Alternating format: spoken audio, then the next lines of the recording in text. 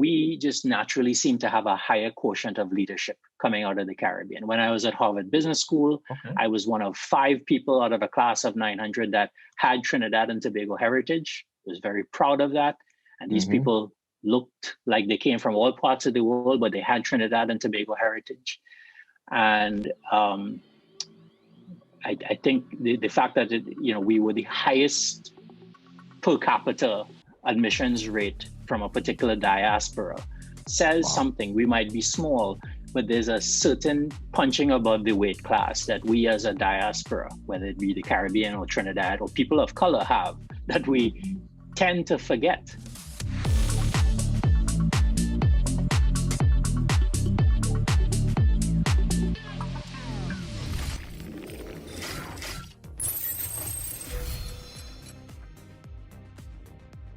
Hey, Geoff, thanks for joining me today. Hey, Mark. We've been talking about different things about how we can get Caribbean people and people of the diaspora of the Caribbean to get into machine learning and artificial intelligence. So looking forward to hearing more of your perspectives based on your vast work history, as we'll hear more about. So let's get started with telling us a bit more flair about what you're doing right now, sort of where you're from, and I'll open the floor to you. Sure, sounds good. So I'm originally from Trinidad, grew up in a small village called Guanapo Village, came to the US to go to MIT for university. And now I run Studio Exora, which is a venture studio. We can talk more about what that is for people who may not know what venture studios are. And we're focused on accelerating people of color, especially in the fields of AI, data science, and healthcare, and anything related really to the economy that we're about to enter that will be based on heavily automated machines. So that's what we do. Okay, fantastic. So you said AI. So there are many different definitions of AI. There's machine learning, there's data science. Can you give us a bit of your understanding and give us a bit more strict definition around how you present and speak about those topics? Absolutely. I think it's really exciting that so many people from around the world, the Caribbean especially, are getting into the field. Most people start with the basics, which is the next generation of what in a previous generation would have been called statistics, which is the data science. And coming from Trinidad especially, people talk about data as being the new oil of the coming economy. And so I think it's really great that we have an economy that used to be the number one producer of oil way back in the day. We were one of the earliest producers of oil. And we might be a little bit late to mining the data, but I was very thrilled to see so many people jump onto some of the forums we've been hosting recently who are interested in the field. So hopefully the next Schlumberger might be started by somebody from Trinidad that sees the same value in mining and using the tools of data science to extract knowledge and information from the vast amounts of raw data which are just being exponentially generated today. So that's the field of data science. Built on top of that, now you have the computing capacity that is also growing exponentially today. And with that computing capacity, you have massively parallel types of computing infrastructures that allow you to learn from the data in supervised and unsupervised ways. So supervised learning is where you have some indication of what the data contains and you can go about in a structured fashion of extracting it. And then unsupervised is when you don't know anything about the data, or you know very little, and you want to just use a more brute force approach than having humans sift through millions and millions of records to try to figure out what insights might be available in the data. So machine learning can be used today because of the vast numbers of servers that companies like Google, Amazon, and others have put up in the cloud now. The affordability of massively parallel devices such as GPUs, graphics cards that you could buy as a consumer today and teach yourself on as a professional. And there's a heck of a lot that can be done with the machine. But then there's the field of artificial intelligence, which has existed from the 1950s. And we've been doing things which are smarter than a freshman at MIT with 100 lines of code, right? So you don't necessarily need massively parallel computing infrastructures to do something like differentiate any possible mathematical expression, right? That has been proven to be done in early theses of people, PhD students at MIT, to be done with so few lines of code that it could probably be run on a Commodore 64 from back in the day.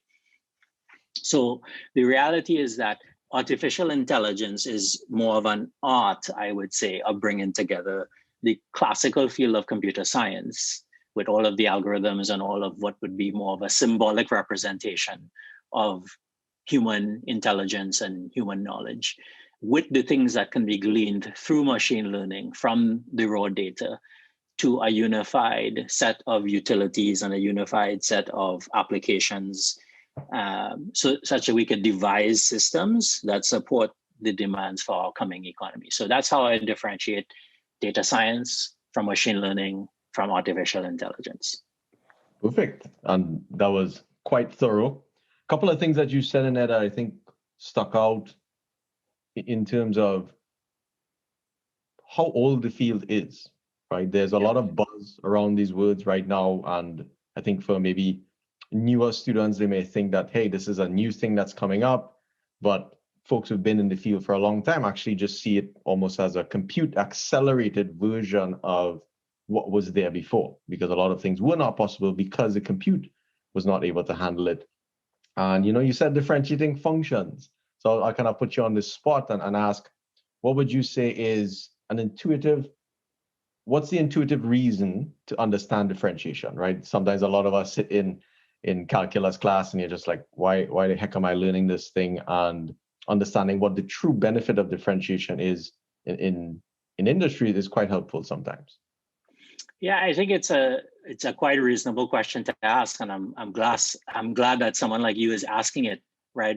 I would even go so far as to ask, should we still be teaching our kids in elementary school to have to memorize what is 4 times 7, right? Because these were things that we used to have to do in our heads a few decades ago, and it was essential. You couldn't graduate from high school or certainly not college if you didn't know your 12 times tables. But today there's just so much more that can be done, and you can take advantage of the computers that the humans don't have to do so much heavy lifting. That doesn't mean that we can get any dumber. It just means that we can move to a different layer in the food chain. So similarly, I think it is still important to understand how one goes about procedurally running a differential equation, what the chain rule is, what different laws of mathematics are, so that you could understand and apply it conceptually as it comes about. But you don't necessarily have to remember what the integral of cosine x sine x is. Today, if you don't know that, you could go online and you could look it up. People have been building intelligent systems to do that now based on the work done many years ago. But you still have to understand it conceptually, right? I think a warning sign is anytime you start trying to apply something where you've lost touch with the fundamental nature of how that knowledge and information was derived. There's always introduced a danger that people start doing things that they should not be doing. And so just keep that in mind, right? All of us who grew up in the 80s and 90s would remember a character on MTV and the music channels called Casey Kasem, who would say, you could reach for the stars, but make sure you keep your feet on the ground. Well, I'm paraphrasing of him. And I would say that the same thing is ever so more important, especially in a field like artificial intelligence, which purports to be able to change human civilization as we know it. Understood.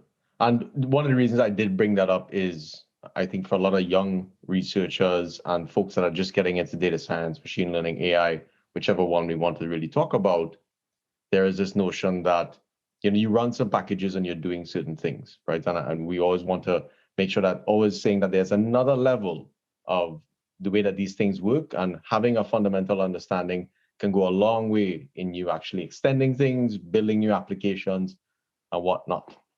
So fantastic. I'd like to sort of switch into some motivation. Can you tell us what really motivated you to get into artificial intelligence?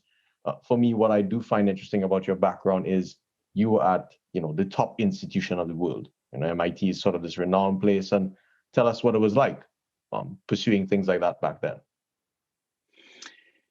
Yeah, I was fortunate because my dad did a lot of reading. My dad, who grew up in advertising, he was influenced by a guy named Marshall McLuhan, who taught him when he was in college. And Marshall McLuhan talked about the medium being the message. And so my dad got me into computers early on. It was part of the choice of sending me to a school like Fatima College, where we had, one of the most advanced computer labs in the Caribbean for my high school education. And then just towards the end, when I was applying to MIT, MIT was really the only school I applied to. There was a book about the competitive nature of the economic relationship between Japan and the US. And they purported that Japan would pass the US with fifth generation computing technologies because of AI. And this was in the 80s. And Japan has gone really far. They're doing some things in the fields of robotics that the US is probably a decade and a half behind on. But it never really figured out how to use that competitively to overtake the US. So that war never really panned out. But it became a motivation for me to think about, because I was always interested in computers. I was one of the people that knew from even Form 5, even when I was a teenager. I mean, I had a company in high school. I knew I wanted to start my own company. I knew that I wanted to have some degree in computer science. I even took a year off and worked at IBM before I went and actually selected studying computer science at MIT. But one of the things two things that MIT did, first of all, is they didn't really let us graduate with just bachelor's degrees. They, in a way, kind of forced the top half of the class to graduate with a joint master's and bachelor's degree, which I was able to complete in 4 years. But the other thing that they did is they really were one of the first schools to introduce a concentration in artificial intelligence. And that became, for me, just the obvious thing. When I did the head of class for AI, I graduated as one of the top students in the class without having any exposure to AI. So to me, it had indicated to me that whatever background and exposure I had been given from growing up poor and humble backgrounds in the Caribbean, I was able to think about AI the way that the people that invented the industry and defined most of the science in it at the time were themselves thinking about it and teaching it, and I could be successful in the field. So AI became my concentration, and that's what I graduated with 4 years later from MIT. Wow. So Trinidad, Fatima to MIT, right? Focused on computer science. And so there's this thread of computing that you had throughout the entire time. And tell us a bit about your attitude in terms of, you've achieved a lot in your career. What was your attitude back in high school versus once you got to MIT? How did that shift once you stepped into a new realm where I guess the base level of knowledge is very, very high? Give us some thoughts there. Yeah, and I imagine a lot of kids are also thinking about their transition from high school to college as well. So I'll tell you about mine, which might be very different from other people. I was very fortunate, once again, mostly because of my dad, that he basically told me, just go and do whatever you like to do for A-levels. Go and kill 2 years. Okay. Now, unbeknownst to me, I know this now because I have a daughter who's young enough, and we're trying to select middle schools for her. So the equivalent of like hopefully a Fatima College quality education for her. Yeah, the thing that people have learned about education today is that if you let kids pursue what they're naturally passionate about, and you provide the support infrastructure to maximize their learning in whatever they're passionate about, you don't have to drill for any particular curriculum for them to be successful in a given curriculum. So for me, I actually didn't do much for A-levels until the last 6 weeks where I crammed for A-levels. Because I thoroughly enjoyed the math that we were doing. I actually concentrated in probability because I just felt it was more useful and more applicable to the world than the mechanics, which I would have learned in physics. In any case, physics was intuitively obvious for me, for a guy like me. And then I did computers because, well, it was an excuse to hang out in the computer lab. Okay. Right. And so I did those subjects, ended up getting a national scholarship and going to MIT. And MIT was a whole different kind of worms, right? So you didn't have the opportunity at MIT to slack off for 2 years and then just cram. Every single subject at MIT was like an entire A-level curriculum, and you had to finish it in 4 months instead of 2 years. It was very intense. In fact, I went into the deep end of the pool. I ended up doing the equivalent in some semesters of 10 subjects. I don't know why I did that, but I did it because at that stage of my career, I was just unhappy being in the cold weather of Boston, and being on scholarship. I thought that to finish the masters that they had prescribed, I needed to get it done within the 4 years that the scholarship lasted. So I just cram freshman year, sophomore year, even summer junior year. But then in retrospect, I realized how much of the other things that an environment like MIT offered, I had left behind on the table. And so fast forward later on in life, I think coming to Silicon Valley, I'm catching up on a lot of those opportunities now. But I think the common thing that I took out of my high school education and going into MIT was that whether you create a deliberate plan for yourself to forge through a tough goal, or whether you choose things that just naturally motivate you to get those goals accomplished, is really your decision. There are parts of life where you have to just forge through. It's not something you want to do or you enjoy doing, but you just have to get it done. Like taxes, everybody has to do taxes. I don't know anybody that would say they enjoy doing taxes any given year, but you have to get it done. On the flip side, going on YouTube and learning something new and trying to figure out how to apply it is enjoyable for most people. And if you have the kind of mind, especially if you can maintain the kind of mind later on in your career, where you continue to have a thirst for learning and trying to apply that knowledge to something that you believe in, I think you'll be very happy. I think you'll be successful in life. And I think you'll be quite healthy mentally and physically otherwise, because it'll keep you spirited and working on things that are of meaning to society. Interesting. I think there are lots of nuggets for folks that are listening. And so what we're going to do is shift a little more into present day Silicon Valley, something that you mentioned. Tell us, right, you leave MIT and you hit the real world, no longer studying, doing tests. You have to build things. You have to provide value to a company. What was the mind shift like, and what was the journey up until now? Yeah, so MIT is a highly academic environment for those who are interested in it. It's super academic. I mean, most people don't realize MIT has more graduates and PhD students than they have undergraduates, right? The undergraduates are not really a focus of the institution.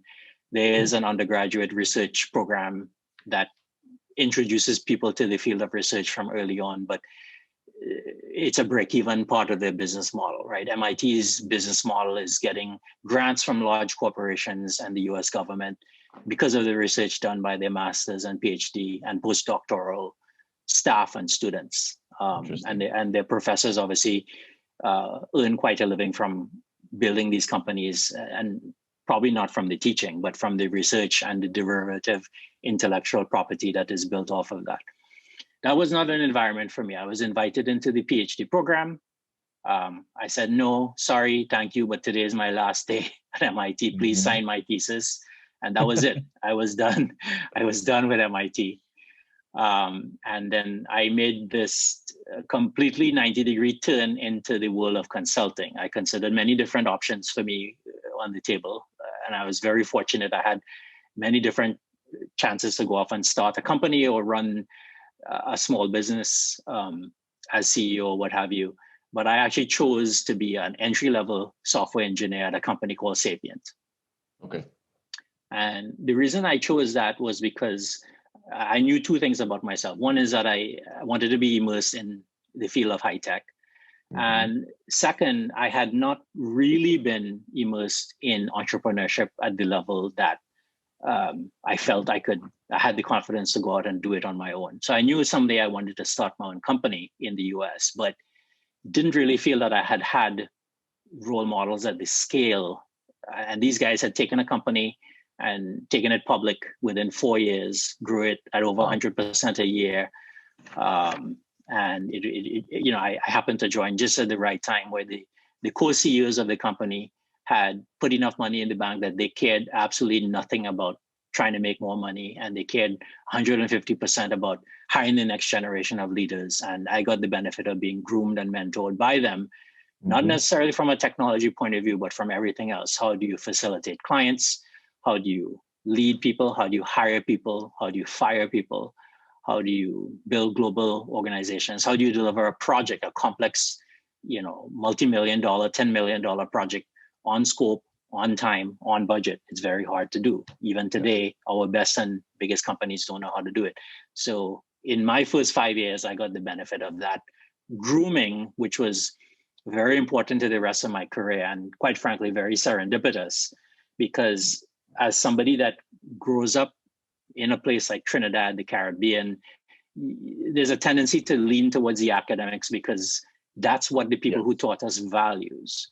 However, most of industry is just execution, and execution is not interesting to a British educated system, right? Execution is the thing that is done by the public service in Trinidad, and it's not necessarily regarded as the basis for competitive value add. But in the US, I think it's completely the opposite. Most of the companies that win are companies that do so 99.9% of the time because of their ability to execute. And so that was something that, as a Caribbean person coming from a high academic background, artificial intelligence or not, it was important for me to learn how that was done and what kind of environment must exist for things to actually get done in the real world. Because you can be as smart as you want. Yes. You could be surrounded by as many smart, motivated, high IQ, even gifted people that you want.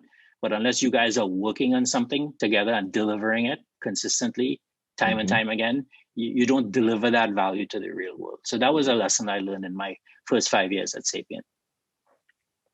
So let's take a pause there. And one of the things that we're going to try to do a lot on the show is highlight what are the characteristics of the Caribbean background that enabled you to succeed on the world stage. So you mentioned that you decided to take a 90-degree turn into consulting, right? What elements of your Caribbean background gave you, on top of your education that you got from FIT, gave you the skill sets to just take a pivot like that very quickly into something else? Yeah, so luckily, another Trinidadian coming out of MIT had also co-founded Sapient. His name was Anthony Jules, and he had also dropped out of the same PhD program that I had been invited to and turned down. And he was employee number 7 at Sapient. And that's a company that, as I mentioned, went on and grew at 100% a year, went public. And after 7 years, he essentially retired. But before he retired, he was one of the executive stakeholders that ran the recruiting that brought me into that company. Okay.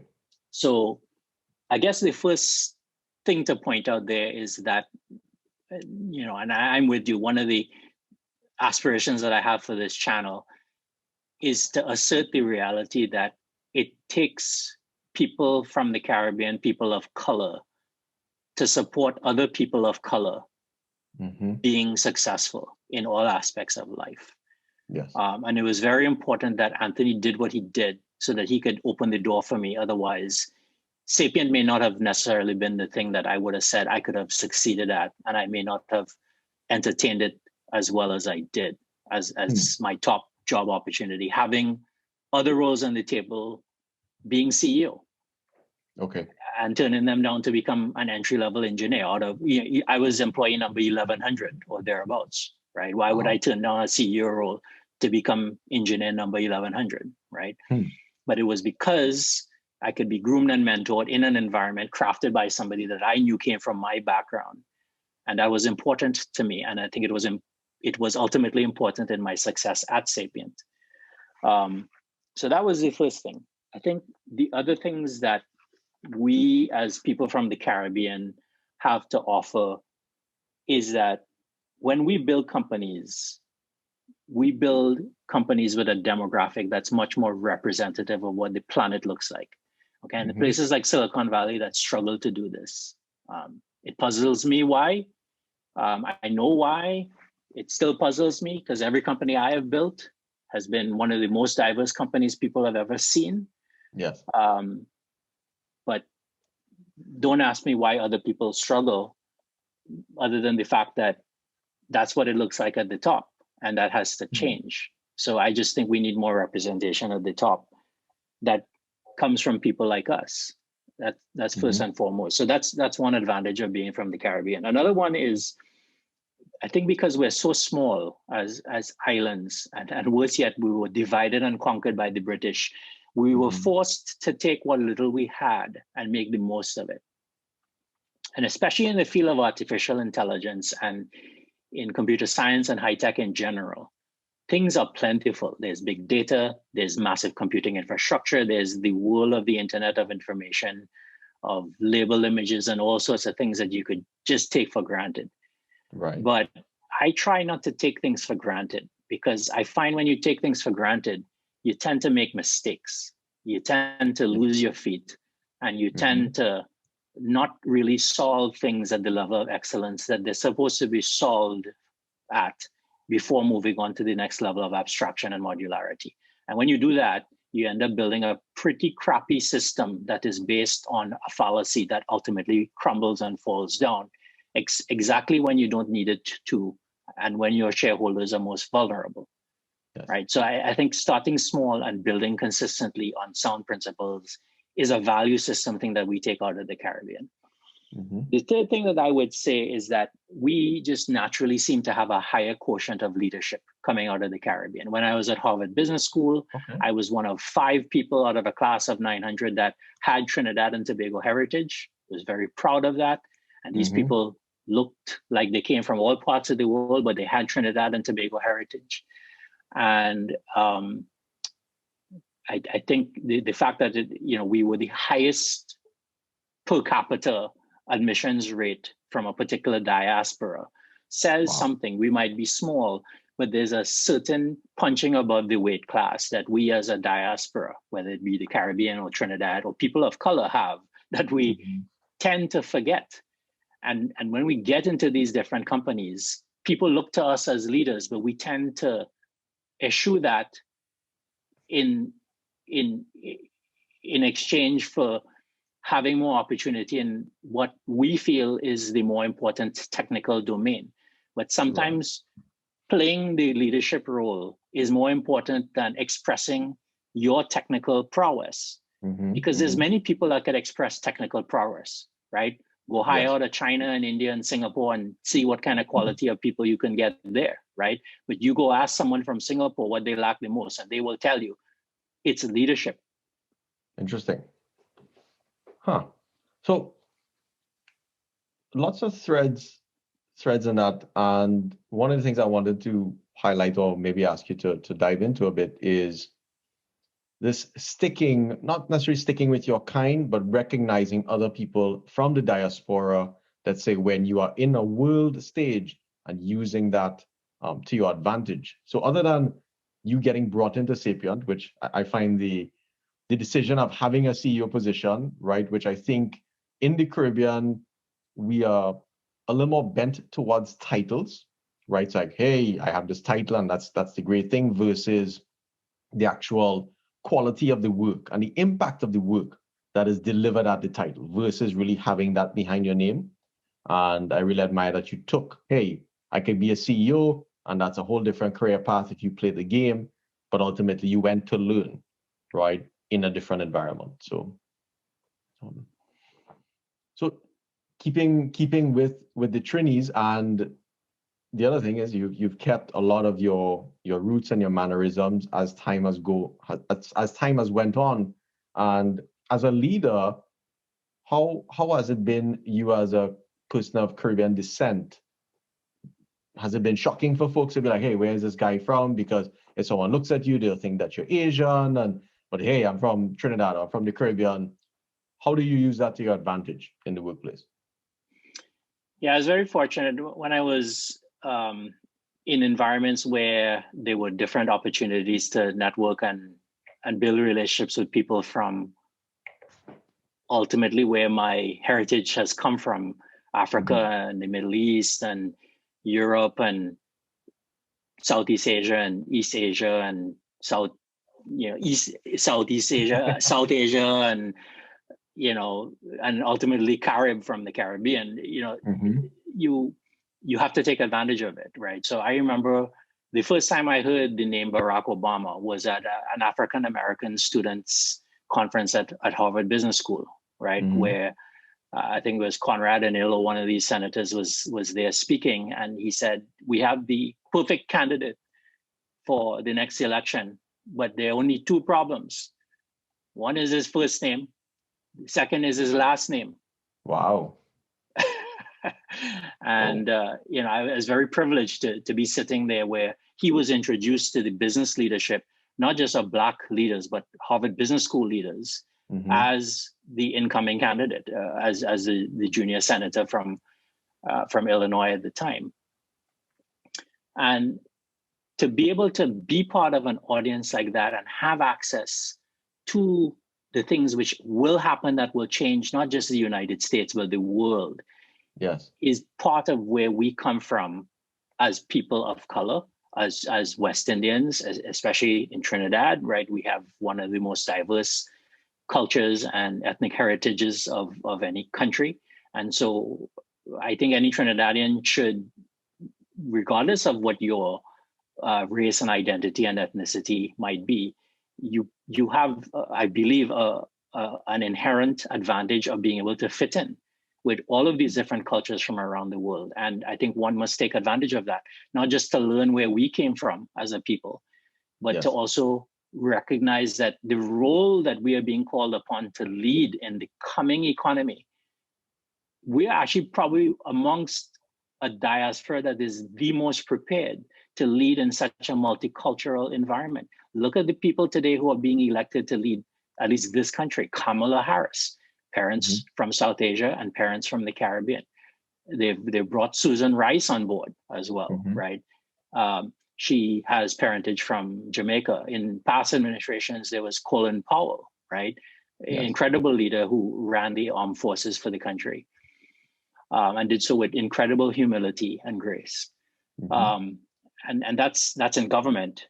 But who can we point to in our business leadership? Who can we point to in tech circles? Who can we point to in Silicon Valley? Well, there are people. It's just, I don't think people as yet know their names, but there are equivalent many people from Caribbean and other diaspora. But just as a quick example, most people probably don't know who the heck a guy like Nicholas Braffett is, right? You plug in your iPhone every day and you experience the beauty of the round circular charger that Apple has, but nobody knows that was invented by a Caribbean man. Wow. There are people like Anthony Jules, who I mentioned, built Sapient, has gone on to build robotics companies and sell them to Google, and is now running a company for Rodney Brooks, the inventor of iRobot.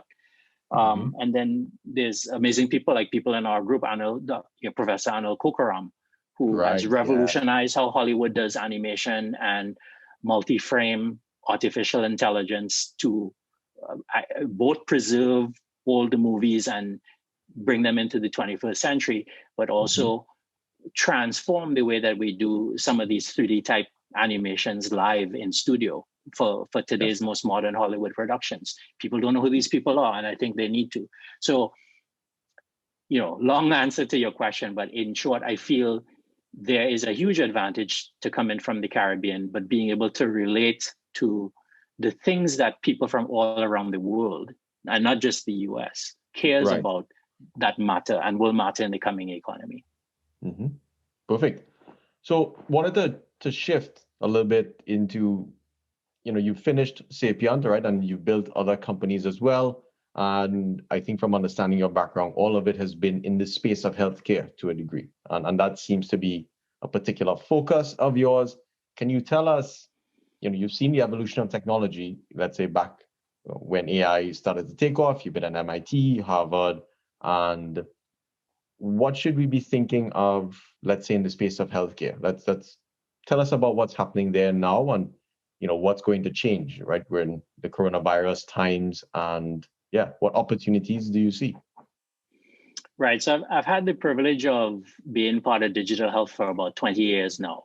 The first time I built a digital health company was 2001. It was a company called VLife. I was in charge of product and leadership on the team. And one of the key decisions we made was enabling the staff of VLife to use Python on top of a Java platform in order to encode business rules. And the business rules were meant for the purposes of health and well-being. So how do you devise a program to quit smoking? How do you help someone devise a program for weight loss? How do you manage an entire population across a Fortune 500 company's employee base, such that their inherent asset, their most important asset, which is their people, is enhanced in value on their balance sheet by billions of dollars, because you're systemically and deliberately improving the quality of the health of all of these employees, right? And that company was ultimately acquired by Cigna, which is one of the world's largest companies today, and it probably still runs the code we wrote as its basis for health and well-being for anyone that subscribes to Cigna, right? So I had the privilege very early on of touching and building that technology. So fast forward now to today. More recently, we were involved in building a company called Livongo. We brought our commercial capability of a company we were building in Boston to Silicon Valley. And we have seen the ability to execute once again in the sales trenches of healthcare, and how that can serve to complement the vast scale of what Silicon Valley brings to a company like Livongo, which was focused on diabetes measurement and intervention. Yes. Using a digital glucometer. A glucometer was connected to the cloud, and you could automate the responses to tell somebody, hey, your blood glucose level looks lower, it's out of band, you should probably drink 8 ounces of orange juice or something like that and sit down for a while, right? This can prevent a lot of emergency room visits, just something as simple as that. So with that said, it's not like earth-shattering rocket science, super AI technology saving lives, right? These are very basic things which are just being introduced to healthcare today. And one of the things about healthcare is that it was one of the last industries to be introduced to high technology. And it still has a long way to go in terms of especially taking advantage of the next generation of technologies, which will involve artificial intelligence. Healthcare data is very siloed today. There are ways that it will become more and more open through data trusts and so on and so forth in the future. And so there will be many more opportunities to process that data, just like we were talking about earlier, about mining that data and creating value in a private, secure fashion that doesn't expose any of violate any of the HIPAA regulations associated with patients' private healthcare data. But you have companies like Apple today that if they decided, they could become the world's largest electronic medical records company, right? But they're not going to build a healthcare company. So who's going to build the healthcare companies, right? We need more and more entrepreneurs who understand how data can be used, the data scientists. We need people who can use the machines to train on that data, the machine learning specialists. And we need people who understand what doctors and trained clinicians and the business professionals in the US $3.5 trillion healthcare industry would have had to do with manual labor in order to help patients make better decisions, help doctors make better decisions, help health plan administrators make better decisions. And the automation can bring scale, bring costs down. So many things. There's probably 40 years worth of runway of things that can be done in digital health. And we're very privileged that we were part of building what's today the first $50 billion company in this space. But my hope is that within 10 years' time, there'll be companies the size of Google in healthcare, because it is the world's biggest industry. So I wanted to rehash a couple of things that I heard in there. And I think for the audience, right? Oftentimes when we have tech, we hear a lot about the Google, the Facebook, the Amazon, and that's almost thought of as the only way to pursue an extremely meaningful career in tech, right? You've done it in tech and healthcare and with the intersection of artificial intelligence. And I think I wanted to sort of raise that up, right? So you went to Sapient, and there's some other names that some folks may have never heard of these companies, but the impact that you brought to the marketplace was very high, and it showed in the valuations of those companies, and I'm sure your corresponding compensation from there. And I think one of the things I definitely wanted to use that particular healthcare piece for future careers is maybe let's chat a bit about what data modalities do you see, right? Is it image in terms of most opportunity? Is it image? Okay, is it text? Is it voice? What do you see in the next 5 years as the data medium to focus on, let's say? I think it's all. I mean, I think the reality is that the vast minority of data in healthcare is being used today for automating things which should be automated and should have been automated 20 years ago, if not 30 or 40 years ago. There are companies that are using voice to detect depression and create early mental health interventions. There are companies that are looking at the text that might be transcribed in a physician visit in order to automate away some of the bureaucracy and the rudimentary slowness of traditional workflows in healthcare offices across the world, around the world, and especially across the US. Right. And I can tell you for certain, there are a bunch of companies that pat themselves on the back, the cluster of old EMR companies who have been around since the 1980s.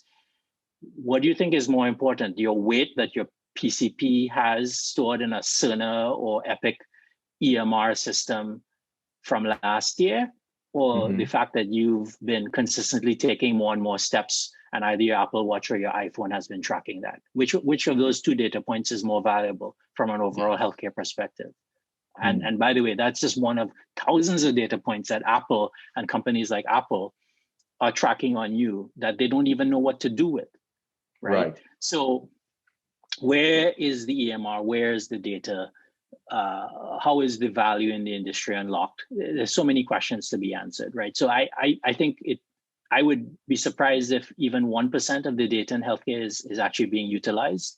I wouldn't be surprised if it's 1% of 1% of 1% that's actually being used on a system that involves artificial intelligence today. And all of the ethical considerations aside, which again can be properly handled from being run by business leaders with the right ethical background and business processes that are well thought through.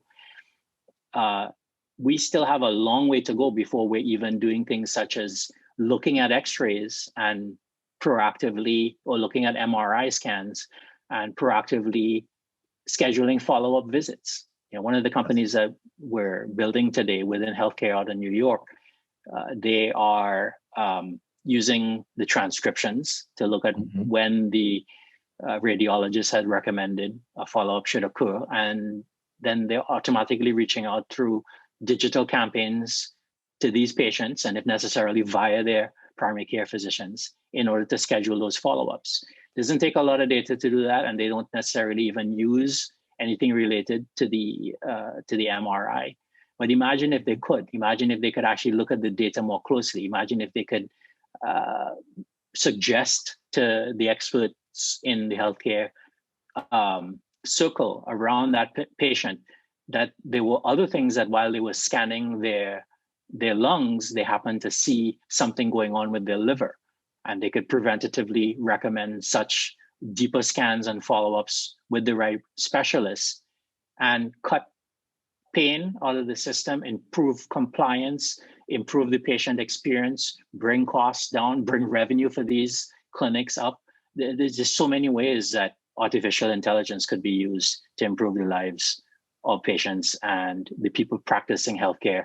That's just in this country, which has 3% of the world's population. So imagine if you can take these technologies and then scale it up around the world, right? What a huge change we could make. And so I think there's 40 years worth of work to be done before we start approaching that kind of Star Trek level phenomenon of where AI can really go with the tricorder. And I'm happy you're almost blatantly honest about the fact that, hey, there is a long way to go. And one of the things that stuck out to me in what you just said was you did some business rules. Okay, and that was an incredible innovation back then. And in some cases, business rules, they have a certain degree of certainty in the decisions that they make.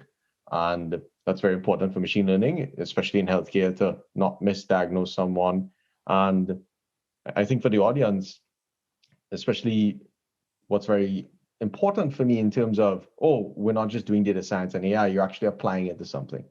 And one of the things that stuck out in a lot of the stuff that you said is almost being in that particular environment and being in that realm and speaking the lingo and not just talking about algorithms, but actually saying, okay, I use this type of algorithm and it's going to give me this type of result. And that's the actual benefit in reality. Note that there's, the whole academic pursuit of you put a paper out and these types of things, but in the production world and in the sort of financial driven world, using your data science to actually drive business value for users and different businesses is something that I think you've sort of just demonstrated in some of those things. And it doesn't have to be this magical algorithm that's defeating the best Go player in the world. It could be something very simple that solves a pretty hard, it might actually be a hard problem. No one has just solved it before. So I'm happy that you showed some of the levels that sort of occur in the space of innovation. One of the shifts. Yeah, I think just a quick note on that, Mark, is that more and more Silicon Valley is going to be less and less horizontally applicable, and it's going to require people who really understand vertical knowledge about different industries that speak the level of the people and can empathize with the specific problems that need to be solved for. Because the power of AI and high tech is that you can solve problems at such a higher level of fidelity. But the question is, are you as a data scientist, as a person training machine learning, as a person applying AI, really, really clear about what is the situation that you're solving a problem into? And I would not do a whole lot, especially with a powerful tool such as artificial intelligence, unless I truly started there. And that's, I think, a fundamental thing that everybody professionally should make sure they check the box on before they go too deep into a particular company or a particular field or a particular endeavor. Perfect. And hopefully this is some good information for the folks on the call. Wanted to shift, as we get closer to wrapping up. You've built and sold successful companies, right? And I'm sure in that process, there are many different feelings that you go through, tough times, really good times, and you're at the end. I'm not necessarily saying your career is over. I'm meaning you've achieved a lot, right? So what continues to motivate you, and what's one thing you're trying to do in the next 5 years? Yeah, so there's quite a few things in there.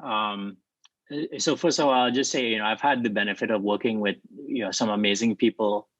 Businesses are built and they are exited, and it's not the result of one person's endeavor, right? It's always the result of a team.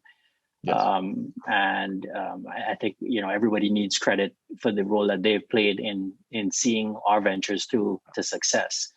I think the reality of it is that most people have to understand that, and this is tough for me, right? Because I'm coming from Trinidad, I'm in a field at the intersection of the world's largest industry and an emerging field such as artificial intelligence, and I have other areas of vast interest related to parallel computing and the coming economy that we're stepping into.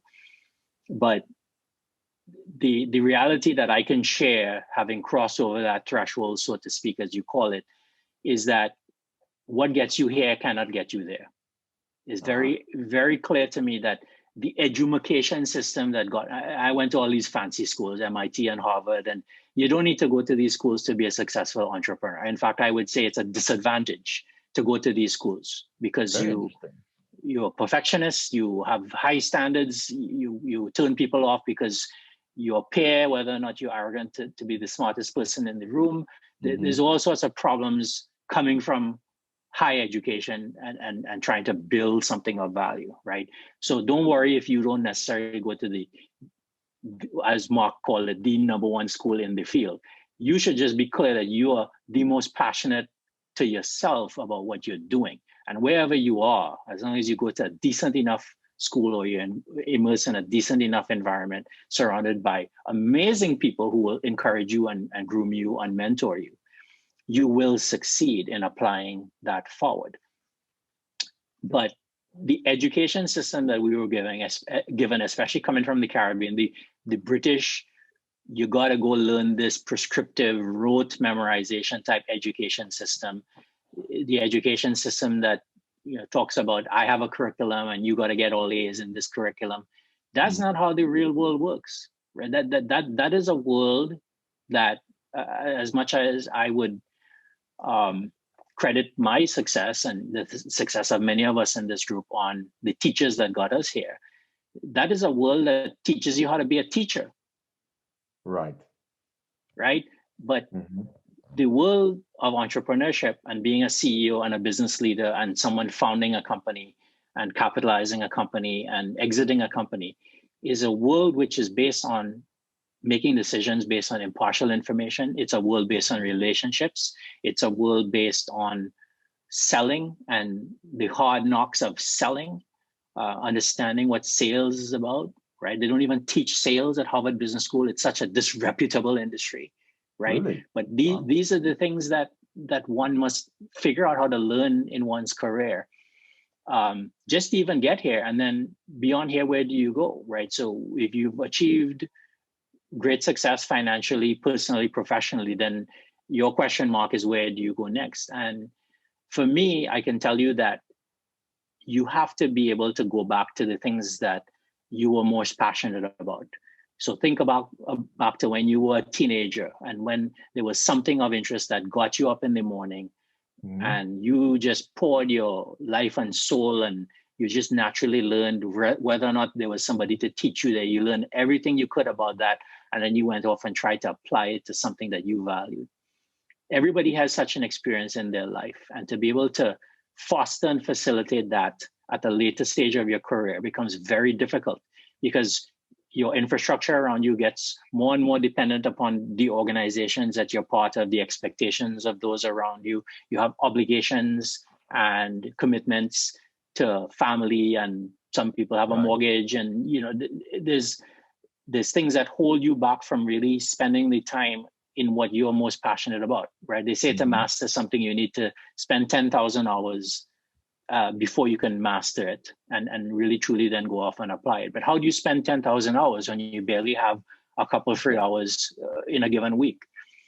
So I don't necessarily have an answer for you, because I am myself still in the process of figuring out how do I now need to reinvent myself. And part of it is, it's through Studio Exora, in ensuring that Studio Exora is for me and for the people who are helping me build it, and hopefully everyone that becomes part of the legacy it's trying to create. It's an environment that allows us to express ourselves as people of color in a way that achieves things at the highest level, serving industries where there's very high demand for innovation and where there's growth potential in businesses that can be built in those industries. But at the same time, not compromise our continued need to understand who we are and be driven by that childhood, almost what is deliberately labeled by guys like Todd Rose, who wrote the book Dark Horse, as micro motives, right? The things that automatically just drive who you are. And so I feel everyone must be able to hold on to their, first of all, discover what your micro motives are. It's a lifelong journey. And then there will come a point in time where if you don't have that, you're probably going to just hit a plateau. You're either going to hit a plateau or continue working for the man in a way that just doesn't make any sense. And if you don't figure that out, you really are not going to have, I think, the independence and the freedom and capacity necessary to go off and truly accomplish something that represents a lifetime worth of learning and growing and contributing. Wow, there was a lot in there. And I think one of the things that once again sticks out to me that I'm very happy that you mentioned is sales. So I think if there's anything that anyone takes from your background, it's an incredibly technical background, right? In addition to this notion of sales, and you spent a couple sentences on talking about sales and how in traditional education, that's not an actual sort of a discipline that they pay attention to, where that's probably one of the most valuable skills in the marketplace when you can be both technical and also sell as well. And I think coming from the Caribbean, people of the Caribbean diaspora have a unique ability to relate to people and just flex. And we have a different type of swag to other people from different regions that allows us to, we're not even selling. I think sometimes it's just we're being ourselves, because I think communicating in a jovial manner is part of all of our cultures from that region. And yeah, I'm kind of happy you said sales. That's something that I try to keep as a pulse of mine, even as I push in my technical career. So perfect. As we get to the end here, what career tips, okay, would you give to a high schooler? I'll pause there first. 2 career tips for a high schooler in the Caribbean region. Yeah, I would definitely say forget the curriculum and really study what you're passionate about. It's very easy to get caught up in the curriculum. Not necessarily only speaking for myself, but there's a fundamental difference between learning and education. And you have to understand the difference, right? The role of high school is for you to learn enough to make it to college. The role of college is to learn enough so that you can be successful in the workforce. Right. That learning may or may not correlate to your grades. Right. There was a time for me when I was all fixated on GPA and so on at MIT. And I realized these Singaporeans were like kicking my ass. They were cruising through and getting 5.0 GPAs without any effort. And I was just like, what the hell? I'm like struggling to just be 4.7 here. Maybe this is 4.7 out of 4, correct? Like what's the scale we're on? Or 5? MIT scale is out of 5. Out of 5. Okay. But the reality, I mean, you could probably normalize it to other schools out of 4 in terms of the amount of work we have to do. But don't ask me why they have it out of 5 instead of 4. But MIT. It's you have to be exceptional to get 5.0 at MIT. But that's not the goal of MIT, right? The goal of MIT is for you to learn.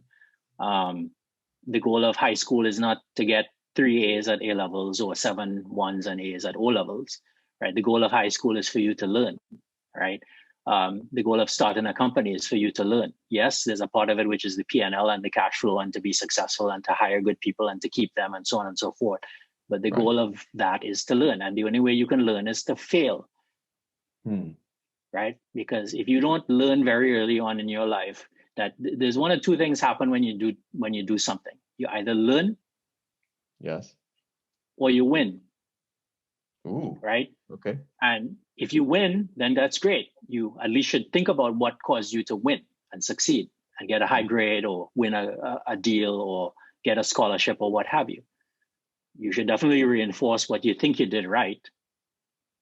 But more of the time, the actual learning happens when you don't accomplish it. And we're brought up in a culture where it's all about getting A's instead of B's and C's and F's, right? I mean, they scratched me off the list after they saw my mock exam results. I was not a scholarship boy, but the reality is that I had learned what I needed to learn And cramming for 6 weeks was sufficient enough for me to get the highest grades in my category in the country. Mm-hmm. And that doesn't say much about the education system at all. Yes. Right? What does that say? It says that there is a test and it is beatable, right? But what does that tell you about what you learned, right? You have to separate the two. So I feel the only way you can learn, given how hard things have become to learn, is to really figure out the things that matter to you, that you're passionate about, and lean in on them. And to lean in on them, you have to be surrounded with people and resources that support you in learning those things. You could try to do it on your own. It'll just take a little bit longer and no one can write you off. But the ideal thing is for you to do it at school, in an environment where a teacher will support you, to do it at work with a manager that totally gets who you are and why what you're leading into can add superior value to the organization, the project, the team, right? And if you can't put yourself in an environment with the right teachers, the right people that you want to work with, the right managers, that's okay. Not everyone has that privilege, but go learn it on your own. But don't give up on the reality that you have to learn something. So that's maybe one tip that I would give. The second tip I would give for high school people is please apply to more than one college. Don't do what I did. Don't do what you did. Yeah. Don't do what I did. I just applied for one on the last day. So if you know you're a slacker student like myself, I like to say that I was one of the biggest slackers, and ultimately it comes down to hard work. In my opinion, school is a game, right? They set up certain gates for you, and you have to play that game to get to the next level and get more opportunities, so to say. But like Geoff said, ultimately what you know and learn and can apply in the real world is extremely valuable. So second or third to last question, what would you tell professionals, right? We have several different listeners. We have high schoolers, we have college folks, and we have professionals as well. What's really important for them to succeed at this intersection? I hope the people listening will, push themselves forward in the field of data science or machine learning or artificial intelligence, right? Because this is the future, right? Where this industry is today is where the World Wide Web was in the 90s, right? And I remember when we built one of the first Caribbean websites at MIT and we brought it down to Trinidad on a laptop because there was no internet connectivity in 1994 to show the Trinidad government. They were like, what is this? This just looks like an encyclopedia on a CD-ROM, right? Why does this matter? They just didn't get it, right?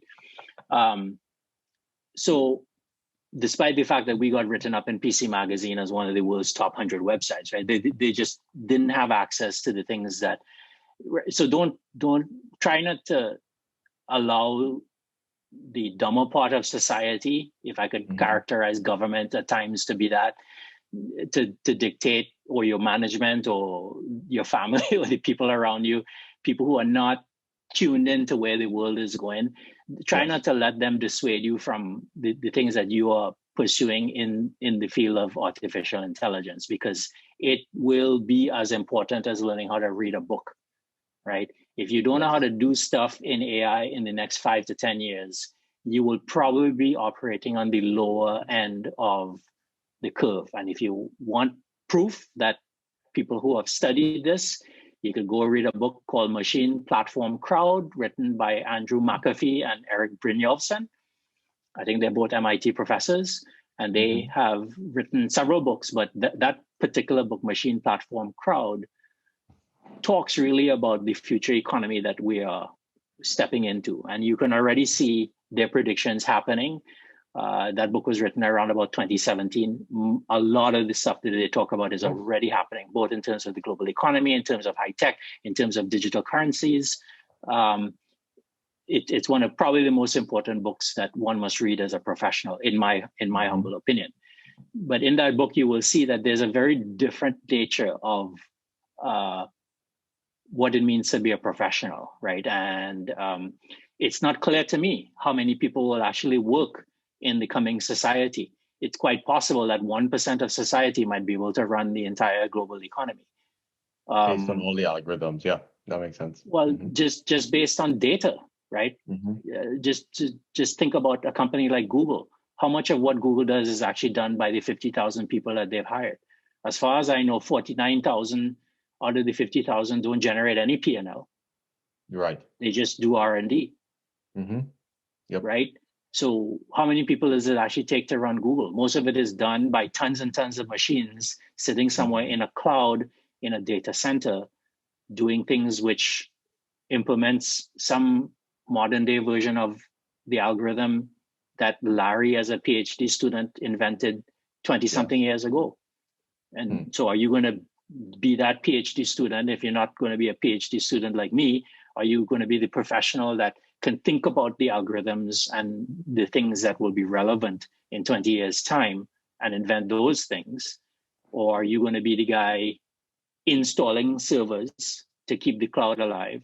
Or are you going to be the person dependent upon Google to pay taxes to the California economy in order to get a handout check as part of a universal basic income supplement 20 years from now? I'm pretty sure that those will be the types of rungs of professionals that will exist, if not 20 years, maybe even 10 years from now. So where in that vector, because the vector doesn't scale linearly, it scales exponentially. And you could just draw an exponential curve about how much of what we consider as economy is being done by the machine today compared to a decade ago, 2 decades ago, all the way back to the beginning of. Yeah, just plot it out and extrapolate it. And within 10, 20 years' time, it'll be very, very clear that probably 1% will actually be done by humans. Mm-hmm. And then there's the important things in there that we should talk about in terms of ethics and good leadership and this and that and the other, which I think as a diaspora, we bring to the table. But where you survive in an economy is a choice. It's a deliberate choice.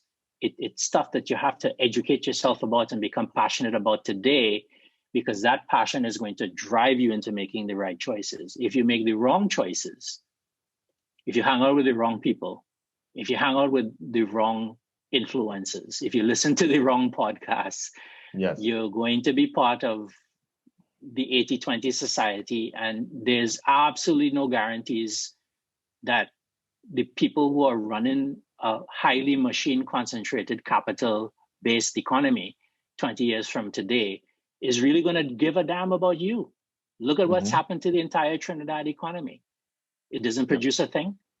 And then all of a sudden, the powers that be decided, we're going to take away all of your natural gas economy. We're going to take away all of your natural gas derivative economy. We ran out of oil. We could not produce oil profitably. So what do we produce in Trinidad? What do we produce? Yes.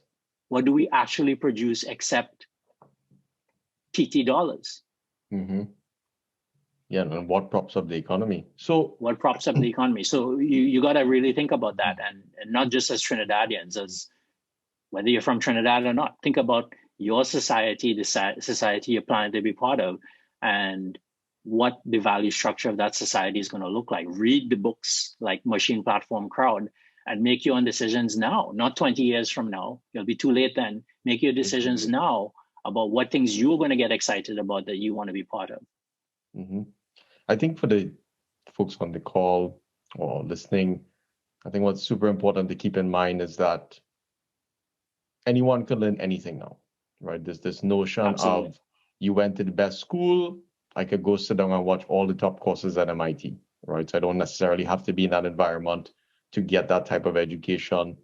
And in addition, the entire world, when it comes to machine learning, data science, AI, I would say all of, let's say, India is becoming data scientists, right? The curriculum in China is becoming more machine learning, like all the way to high school. I think I may have seen some things in primary school where different algorithms are altering your curriculum based on your progress. But ultimately, being ahead of what's happening in the world when it comes to machine learning, I think is something very important that Caribbean people living in the Caribbean especially need to pay attention to, right? Because in terms of the US economy, we have a nice time zone advantage, right? We're right on the East Coast. Yes, we're a little more expensive, so to say, when it comes to cheaper employment than the Indias and whatnot, but we do have the time advantage in addition, the accent and those types of things, right? Or the English. So for folks, just please, we're doing this to raise awareness about what's happening on a global scale with machine learning, and we're encouraging you, not necessarily trying to scare you, to pursue the field. Yeah, and I just want to put a data point in there, right? One of the digital health companies that I built on the East Coast, because we were able to educate kids 8 months out of UE, University of the West Indies, on both what it was about building enterprise class technology solutions with Microsoft .NET type technologies, and B, the vertical knowledge that it takes to talk to an interface with an American healthcare client. We were able to generate for some of our employees $500,000 a year. Right? That was the revenue attributed to one single employee living and working in Trinidad and Tobago. That's insane. And the reality of it is that gets accentuated even further, right? Companies like Oracle have a revenue value add per employee of something like 60 million, because they're more product-oriented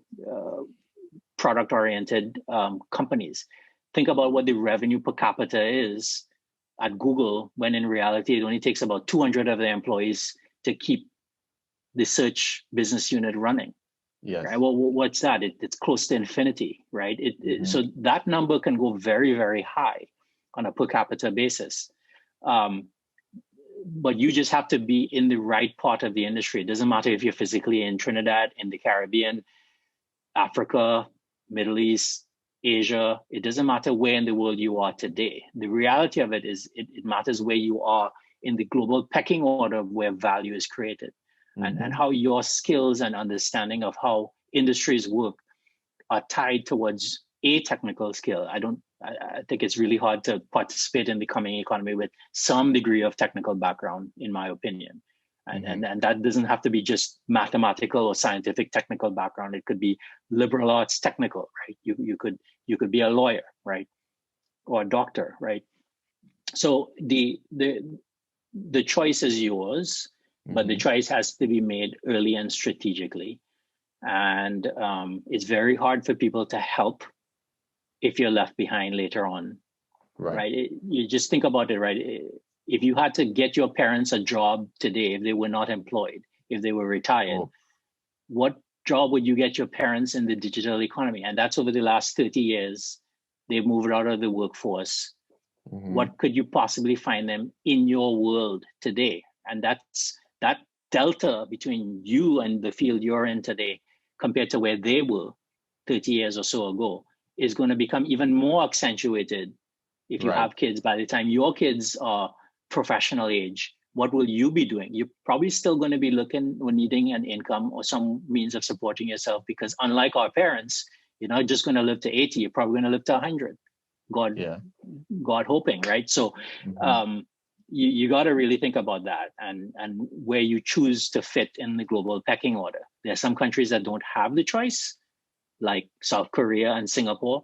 They just did whatever the hell they had to do to survive in a global economy, and they've thrived. Whereas we're a little bit happy in Trinidad. We have oil coming out of the ground. We have music. We have our carnival. We have our wonderful culture, and so on and so forth. But what have we really done to position the economy to be part of the global food chain that is now dominated by countries, by companies that are bigger than countries, such as Tesla and Google and Microsoft and Facebook? What have we done?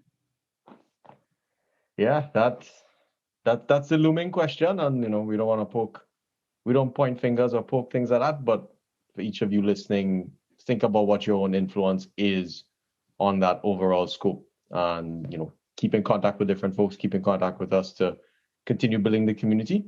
So Geoff, the last two questions I have are, what are 3 principles you live by? Let's start with that one. Yeah, so that's an excellent question, and I think this is to the crux of what we were talking about, right? I think it is really important to have a clear understanding of who you are and the type of environment that has gotten you to where you are in order to succeed. Some of it comes from your parents, some of it comes from your teachers, but some of it you have to deliberately choose for yourself, right? So for me, I believe that I have benefited from sticking with people with the highest of ethics, first and foremost, because it means that whatever I do, it has a stellar reputation. And with a reputation like that, it tends to be capitalized and accelerated by the people that run the economy that want trustworthy people running it. Okay. So you could probably make a mistake about once before you're not excused, well, before you're excused from being part of that economy, right? So preferably you should try not to make too many mistakes when it comes to the important stuff, the ethical side of the equation. And hopefully you have a really good, strong moral and ethical compass such that you make no mistakes, right? That's one of my key principles. I don't work with anyone or any companies who demonstrate poor ethics. I think you have to find the genuineness. I think you have to find the genuineness in the people you work with, in the companies you work with, in the problem that you're trying to solve, right? A lot of people have business plans, or a lot of people work for companies, and when you ask them what problem they're really solving, they can't really answer that question. I think there's a genuineness lacking there. And in yourself, you have to be very truthful and genuine to yourself about what really motivates you and what you love doing. And the more you can answer that, is the more you'll have this universal generated natural energy which propels you forward. And then the third principle that I would say is you gotta have the hunger and the motivation for contributing something. Most of us grew up with scarcity coming out of the Caribbean. And you have to think about what matters to you, right? What are the things that you try to change so that for your kids and for your family and for your community and your society, there are things that you care about that they just did not have, that you are willing to, and you've naturally found yourself making sacrifices on behalf in order to solve for. And these are important things that drive one's own value system, right? But if you understand where that hunger and motivation for doing something comes from, I think you'll go a long way, because you can continue to find other people that help you build on it and harness it. And maybe I'm a little bit older than the people listening here, but you will eventually come to realize in life that the more you give is the more of that energy that you will receive. I don't think it's necessarily true the more you give is the more you will receive. I do think, however, the more you give is the more of that energy you will get back for yourself. Yeah. That's an interesting version of that sort of traditional saying.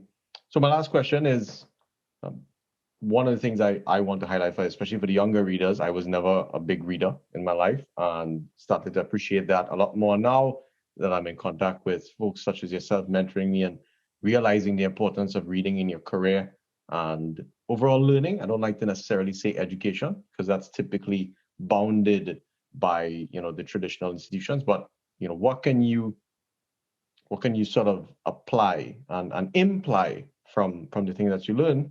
So what 3 books would you recommend? You mentioned 2, so I'm gonna maybe sneak those 2 off your list, right? Machine Platform Crowd, was that the first one? Yeah, Machine Platform Crowd by Andrew McAfee and Eric Brynjolfsson. Highly recommend that one. You said Dark Horse as well, correct? Yeah, Dark Horse is a book by a guy named Todd Rose that talks about the reality that 60% of us are probably exceptional. It's just that we live in a society that doesn't bring those exceptions to bear. And so I think it requires a democratization of the understanding, which is what he has done, that is actually a gift you can give yourself. And if you give yourself that gift, life becomes a lot happier and a lot easier. You may or may not necessarily change your financial outcome, but definitely the first 2 will change. Good to know. And what would be the last one? Yeah, I would ask you 3 more, but if you have them.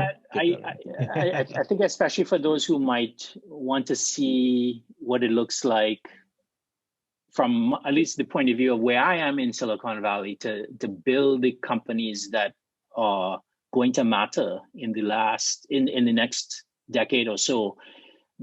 A book that you should read is $1 Trillion Coach which Ooh. talks about guys like Bill Campbell and how they have groomed and harnessed the power of a place like Silicon Valley, but finding people like us, right? There's just not enough people like us from the Caribbean here, which is why we're not necessarily represented at the top. But of the people that they have found and groomed and mentored, this book talks about what they do, how they do it, why those people are successful, how you should do it once you're in that position of leadership and privilege in order to accelerate the success of others. And ultimately, how do you build a company that $1 trillion aside has $1 trillion worth of impact? And these are things that I try to wake up every morning and think about. Perfect. So once again, thank you for your time and sharing your energy, and honestly, I would say continuing to push our minds, right, of the people of the Caribbean diaspora to push to achieve more, right, and to be continuing being world class, right, across sort of the entire population as much as we can. And yeah, appreciate the lessons and looking forward to another conversation coming up. Great. Hope this was helpful. I think we can do great things together. So thanks for having me, Mark. All right. Take care.